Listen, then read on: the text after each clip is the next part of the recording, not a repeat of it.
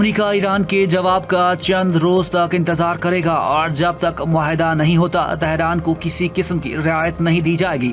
امریکی صدر Donald Trump نے میڈیا سے گفتگو کرتے ہوئے کہا کہ امریکہ کو ایران سے درست جواب درکار ہے۔ ان کے بقول جن ایرانی رہنماؤں سے رابطہ ہے وہ معقول لوگ ہیں۔ ڈونلڈ ٹرمپ نے ایک بار پھر دعویٰ کیا کہ ایران معاہدے کرنے کے لیے بےتاب ہے۔ انہوں نے خبردار کیا کہ اگر ایران کے ساتھ ڈیل نہ ہوئی تو امریکہ دوبارہ حملہ بھی کر سکتا ہے۔ ایران کے اندر معاشی صورتحال انتہائی خراب ہے اور عوام شدید مشکلات کا سامنا کر رہے ہیں۔ ان کے مطابق جنگ کو ابھی صرف 3 ماہ ہوئے ہیں، جبکہ اس دوران زیادہ وقت جنگ بندی کا رہا۔ ایران کو بری طرح شکست ہوئی اور آئندہ دنوں میں مزید پیش رفت دیکھنے کو ملے گی۔ ایران کو طاقت کے ذریعے ہتھیار ڈالنے پر مجبور کرنا محض ایک خوش فہمی ہے۔ ایرانی صدر مسعود پزشکیان نے ایکس پر اپنے بیان میں لکھا کہ ایران نے اپنے وعدوں پر مسلسل عمل کیا ہے اور جنگ کو روکنے کے لیے تمام راستے تلاش کیے۔ ہماری طرف سے تمام آپشنل راستے کھلے ہیں۔ ایران کو طاقت کے ذریعے ہتھیار ڈالنے پر مجبور کرنا ایک فریب سے زیادہ کچھ نہیں ہے۔ سفارتکاری میں باہمی احترام جنگ سے زیادہ دانشمندانہ، محفوظ اور زیادہ پائیدار ہے۔ دشمن کی نقل و حرکت سے ظاہر ہوتا ہے کہ وہ جنگ کا نیا مرحلہ شروع کرنا چاہتا ہے۔ ایرانی پارلیمان کے اسپیکر محمد باقر کالباف نے کہا کہ ایرانی افواج نے جنگ بندی سے بھرپور فائدہ اٹھاتے ہوئے اپنی دفاعی صلاحیتوں کو مزید مضبوط بنایا ہے۔ بڑھتا ہوا معاشی دباؤ اور ناکہ بندی ایران کو ہتھیار ڈالنے پر مجبور نہیں کر سکتی۔ دوسری جانب ایرانی وزارت خارجہ کے ترجمان نے کہا کہ ابنائے ہرمز میں پائیدار سیکیورٹی کے لیے عمان اور بین الاقوامی اداروں کے ساتھ مشترکہ نظام تشکیل دینے کی تجویز پیش کر دی۔ امریکہ پر شکوک و شبہات برقرار ہیں، تاہم ایران نیک نیتی کے ساتھ مذاکرات جاری رکھے ہوئے ہے۔ ایران امریکی موقف کا جائزہ لے رہا ہے، جبکہ خطے میں استحکام اور بحری سیکیورٹی کے لیے سفارتی کوششیں بھی جاری ہیں۔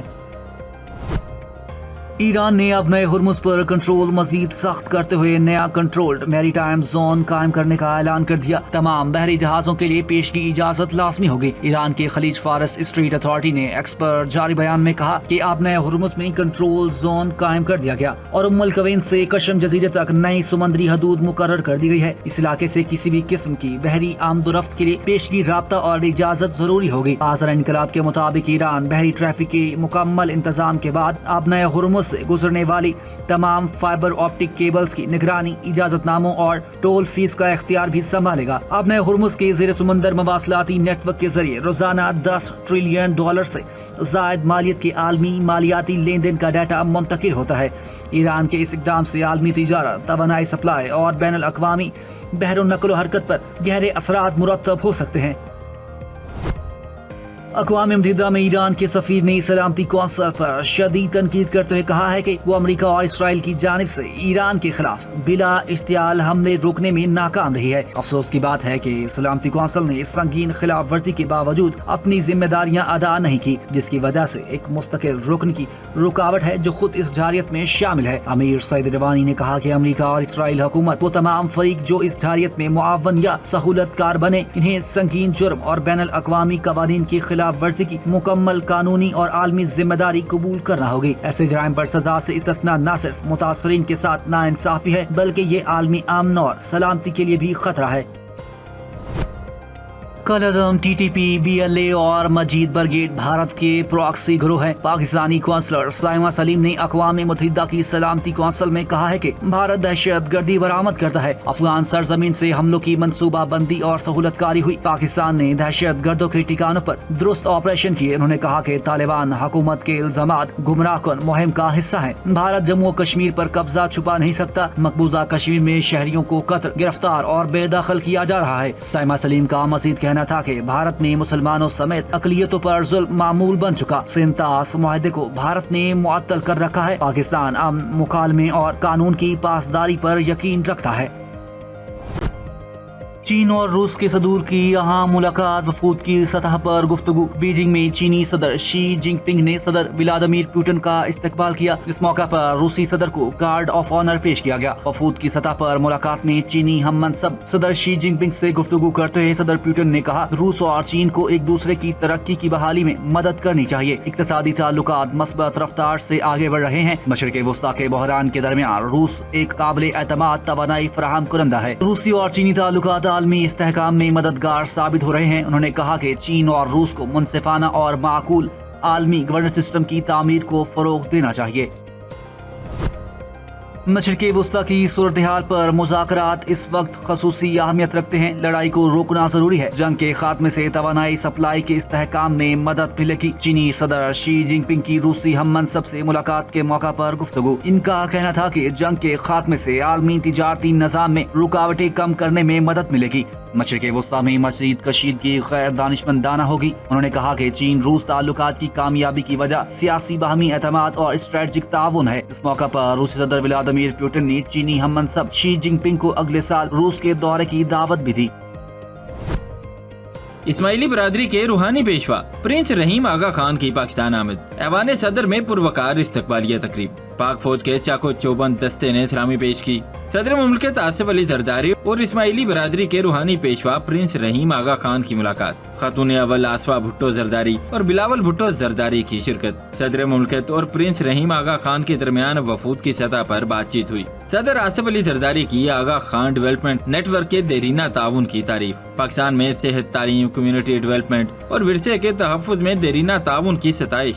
صدر مملکت کا کمزور طبقے کی فلاح کے لیے آغا خان نیٹ ورک کے ساتھ تعاون کو مضبوط بنانے کا اعادہ۔ مرحوم پرنس کریم آغا خان کی پاکستان کے ساتھ دیر پا وابستگی اور تاریخی خدمات کو سراہا۔ پرنس رحیم آغا خان کا پرتپاک خیر مقدم پر صدر آصف علی زرداری سے اظہار تشکر۔ صدر مملکت نے معزز مہمان کے اعزاز میں عشائیہ بھی دیا۔ وزیر اعظم شہباز شریف، فیلڈ مارشل سید داسم منیر کی عشائیہ میں شرکت۔ وزیر اعلیٰ سندھ مراد علی شاہ، وفاقی وزراء، ارکان پارلیمنٹ سمیت دیگر اعلیٰ شخصیات شریک ہوئیں۔ وزیر اعظم شہباز شریف سے چین کے وفد کی NPC کی قائمہ کمیٹی کے نائب چیئرمین تسائی دافینگ کی ملاقات۔ وزیر اعظم نے پاکستان اور چین کے درمیان تاریخی اور اسٹریٹجک تعاون پر مبنی شراکت داری کو سراہا۔ سفارتی تعلقات کے 75ویں سالگرہ کے موقع پر چین کے صدر وزیر اعظم اور عوام کو مبارکباد دی۔ کہا دونوں ملکوں نے باہمی اعتماد اور دو طرفہ ہم آہنگی کی بنیاد پر دوستی کا منفرد رشتہ قائم کیا۔ سی پیک پاکستان کی سماجی اور اقتصادی ترقی کے لیے ایک گیم چینجر ہے۔ وزیر اعظم نے جنوبی ایشیا اور مشرق وسطی میں امن و استحکام کے فروغ کے لیے چین کے تعمیری کردار کو بھی سراہا۔ نائب چیئرمین تسائی نے وزیر اعظم کا پرتپاک استقبال اور میزبانی پر شکریہ ادا کیا۔ کہا چینی قیادت پاکستان چین تعلقات کو مزید مضبوط بنانے کے لیے پرعزم ہے۔ قومی اسمبلی نے پاک چین تعلقات کے 75 سال مکمل ہونے پر متفقہ قرارداد منظور کر لی۔ پاک چین تعلقات کے 75 سال مکمل ہونے پر مبارکباد پیش۔ قومی اسمبلی کا اجلاس اسپیکر سردار ایاز صادقی کی زیر صدارت منعقد ہوا۔ چینی وفد کی مہمانوں کی گیلری میں آمد پر ارکان نے ڈیسک بجا کر استقبال کیا۔ اسپیکر کی جانب سے چینی وفد کو خوش آمدید کہا گیا۔ خاتون اول آصفہ بھٹو زرداری کی جانب سے چینی وفد کا پرجوش استقبال کیا گیا اور مہمانوں کی گیلری میں جا کر چینی وفد کے شرکاء سے مصافحہ کیا۔ قرارداد وفاقی وزیر ڈاکٹر طارق فضل چودھری نے پیش کی۔ قرارداد میں چینی وفد کو خوش آمدید کہا گیا۔ سی پیک پر پاک چین کوششوں کو سراہا۔ کہا گیا ایوان اعلان کرتا ہے کہ دنیا اگلے 75 سال میں پاک چین دوستی کو مزید مضبوط دیکھے گی۔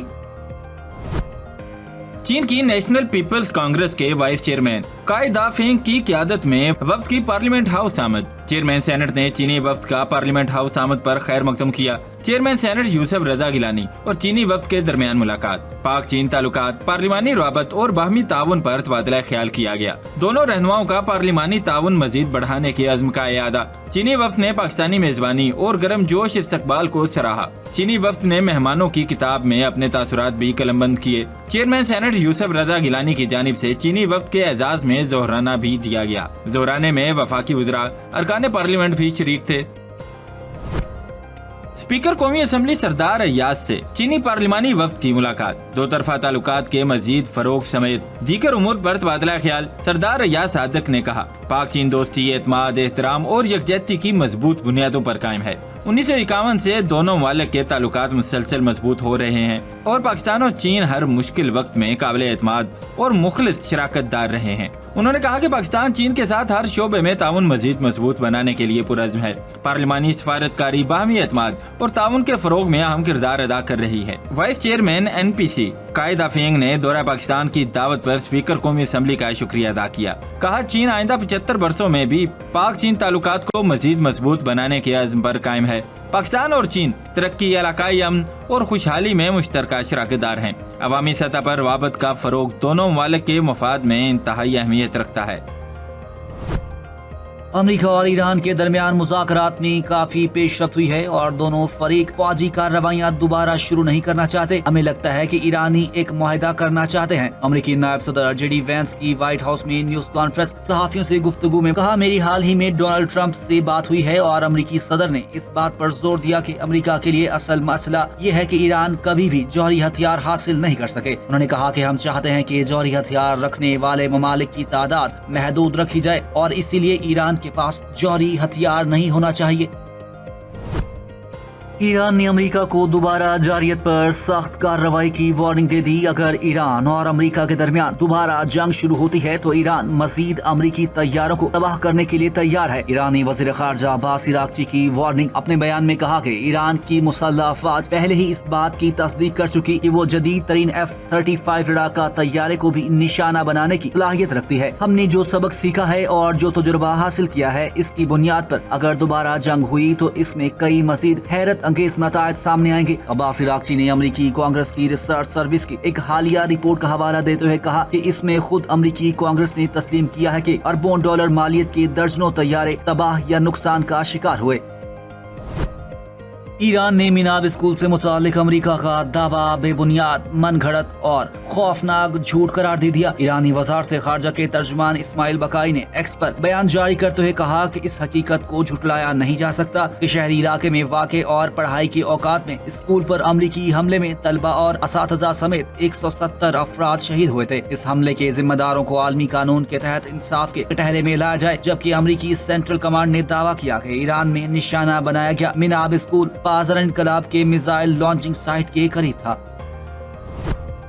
متحدہ عرب امارات اور فرانس نے خطے میں بڑھتی ہوئی کشیدگی کے باعث نیا دفاعی معاہدہ طے کر لیا. دونوں فریقین نے دفاعی تعاون کے معاہدے پر دستخط کیے. خبر ایجنسی کے مطابق یہ معاہدہ UAE کی وزیر مملکت برائے دفاع مبارک بن فاضل المزروعی کے سرکاری دورہ فرانس کے دوران کیا گیا. UAE کی وزارت دفاع نے سوشل میڈیا پلیٹ فارم ایکس پر جاری بیان میں کہا کہ دفاعی معاہدہ دونوں ممالک کے درمیان قریبی تعلقات اور فوجی و دفاعی شعبے میں تعاون بڑھانے کی مشترکہ عزم کی عکاسی کرتا ہے. UAE کی وزارت دفاع نے مزید کہا کہ ملاقات کے دوران دونوں ممالک نے دفاعی اور اسٹریٹجک تعلقات کو مزید مضبوط بنانے کے طریقوں پر بھی تبادلہ خیال کیا.